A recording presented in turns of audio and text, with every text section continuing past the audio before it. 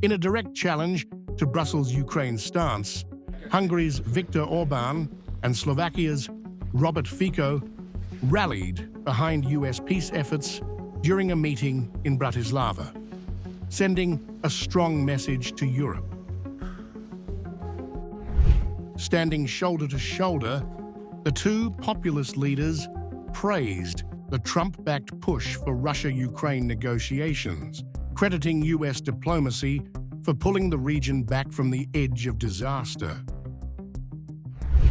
Orbán, blunt as ever, declared that Russian-American talks have slashed the risk of escalation and warned there's no military solution left for Ukraine's battlefield losses. I would like to reiterate what Prime Minister Robert Fico said. Our job should be to welcome U.S. peace initiatives in Europe. The very fact that there are Russian-American negotiations has already created a situation where the risk of escalation of the war is essentially eliminated.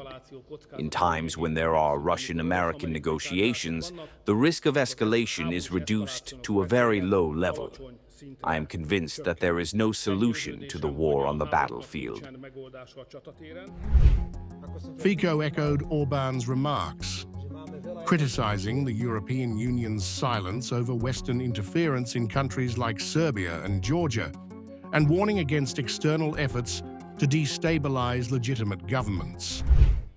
It is not a pretty sight how silent we, the European Union, are about what is happening in Serbia and Georgia, how the West is organizing a Maidan, referring to Ukrainian Maidan uprising, against the legitimate governments operating in these states.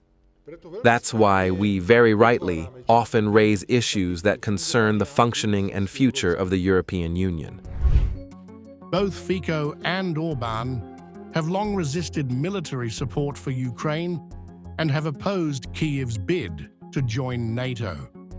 Their comments come as the Trump administration's latest peace proposal stirs controversy, suggesting recognition of Russian control over Crimea.